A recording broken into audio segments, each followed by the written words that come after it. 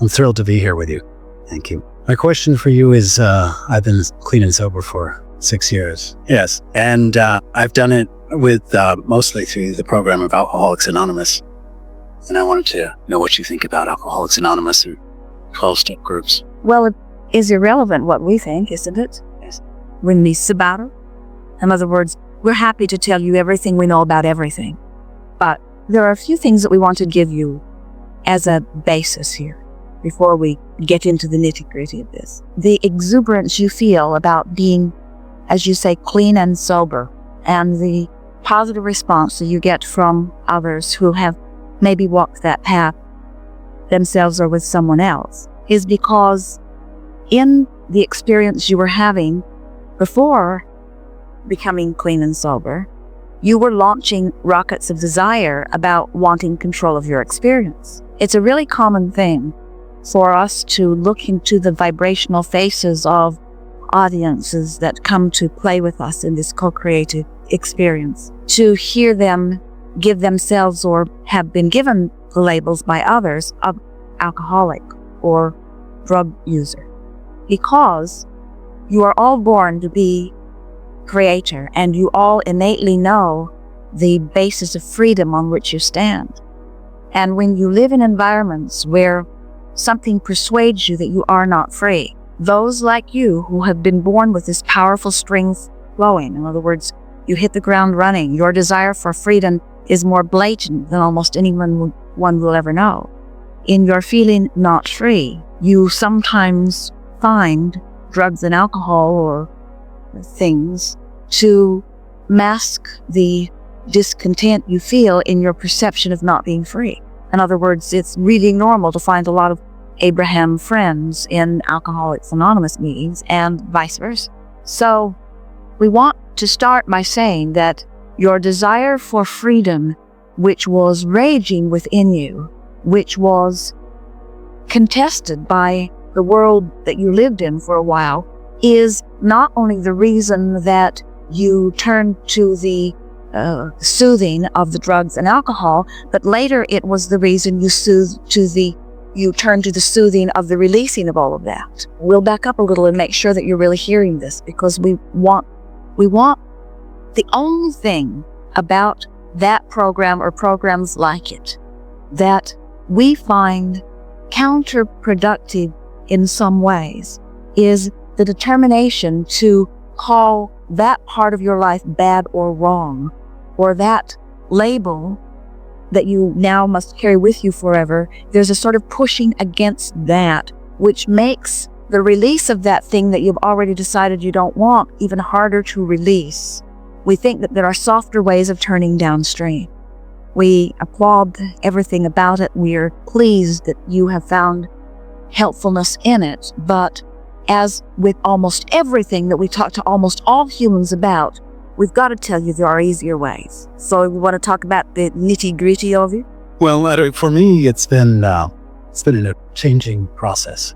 You know, it started in the beginning when I first got sober. It was about the defects of character and things like that. But I was fortunate to find somebody to work with who introduced me to you and many other ways of happiness. And basically, we work from the strengths of my character, not the weaknesses. Very good. Then why are we talking about Alcoholics Anonymous? Well, because I think that, I was talking with some friends at lunch, and I think that it's sort of become my responsibility to spread that message. But you see, and do you know why? You see, this is the thing that we've been talking about all day here today.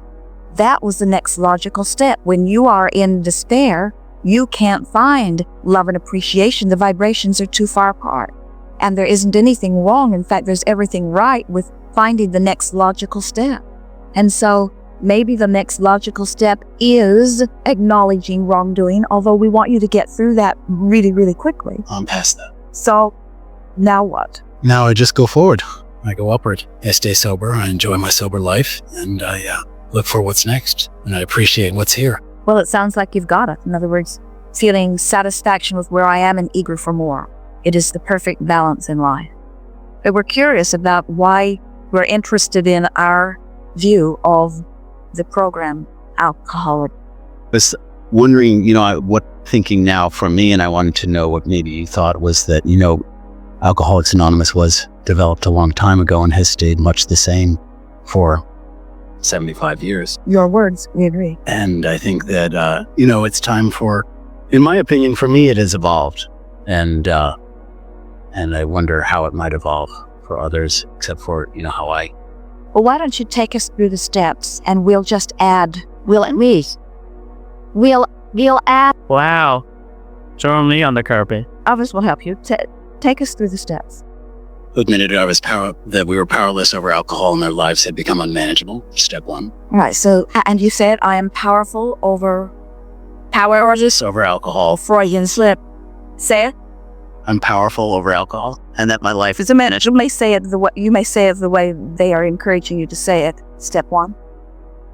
we're powerless over alcohol and that our lives had become unmanageable. All right, so we would soften that by saying, don't know exactly how I got here, but I feel powerless over this behavior and am looking forward to getting a handle on it. Next. Because powerless is totally upstream.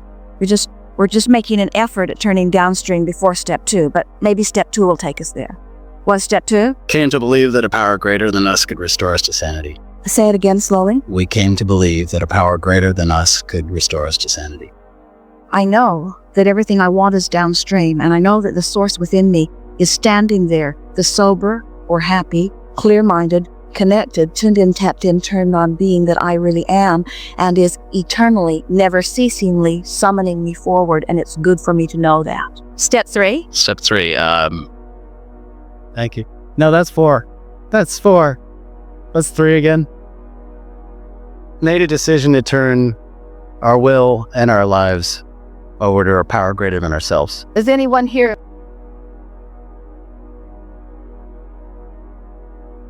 I've made a decision. Good. To what? To turn our will and our lives over to the care. All right. So the way we would say that is, since my life in all that I've lived has caused me to expand to this new place, I am now turning as best I can my undivided attention to that expanded version of me who is eternally calling me forward. Now what? Step. We had a searching and fearless moral inventory of ourselves. What does that mean? Well, rooted through the past, and So what are the words? Slowly. we made a searching and fearless moral inventory of ourselves and others. Life has caused me to know what I don't want, so it lets me know what I do want. I will now give my undivided attention to what I do want. And the moral inventory that I now see is that I am magnificent.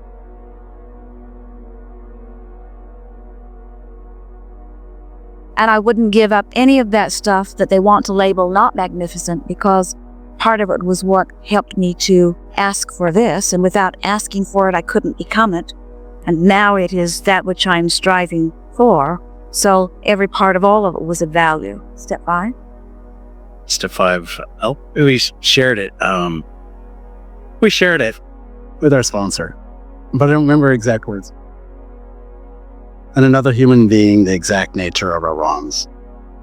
You admitted what to God and other human beings? Step 4. Our exact nature of our wrongs.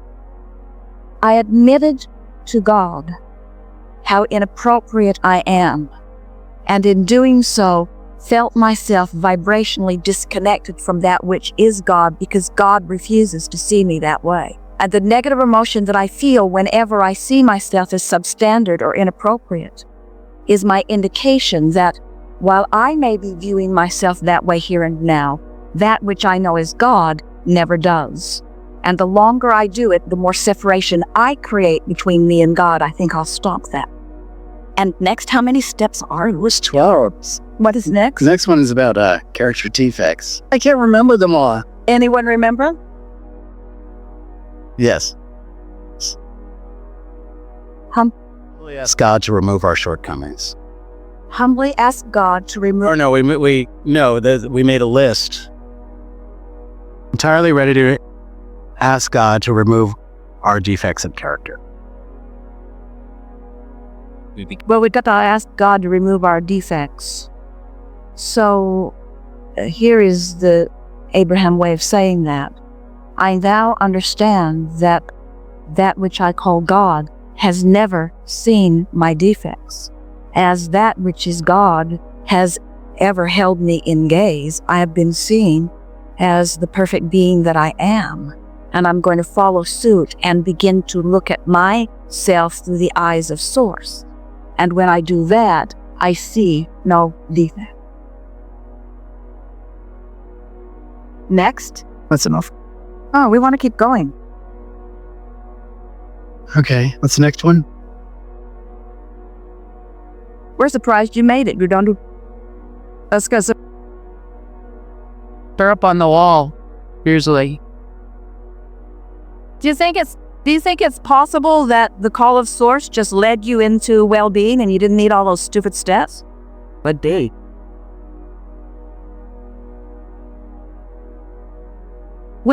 Are we on number 7 now? What is it? Humbly asked who to remove? Humbly asked God to remove the shortcomings that God has never seen me to have? All right, Source, here's the thing. I have all of the shortcomings, and I'm sure you're aware of them, and Oh, you're not aware of them? Oh. Well, then maybe you're not the one for me to ask to remove that. Yeah, and maybe it's my awareness of them that is the reason for them. And if I could turn my other cheek and not fixate on my shortcomings, then I would be going with the flow and in alignment with the way you see me. Yes. Next. We'll go to 10. Have you missed any? No. What's next? Needles. Willing to make amends to them all. Make a list of all the people we have harmed and use them as my current excuse to hold myself apart from connection with who I really am. And ask them to see me in a way that causes them to feel different, even though they have no clue about what's on my path. They have no clue about my vibration as stream. They don't know where I am in relationship to where I'm going, but still, I will make them essential to my recovery. Or we would say, when I think about the things that I did that were disappointing or harmful to others, I feel terrible, and I use that as my temporary excuse to hold myself apart from who I have now become. I've decided to stop doing that.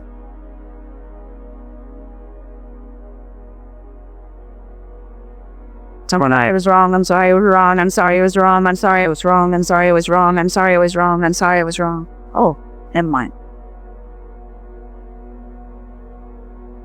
And then the 9th is made amends to ourselves and to others, except when to do so would injure them, ourselves, or others.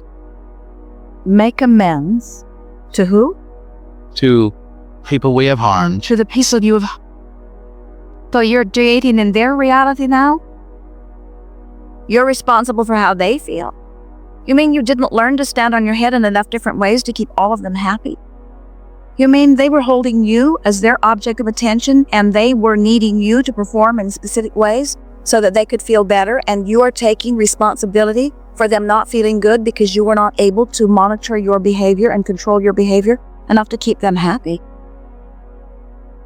Well, we would write that one very differently. We would say, I'm joyful in my knowledge that we all create our own reality. And I give you all the freedom in understanding that I will never hold any of you responsible for how I feel.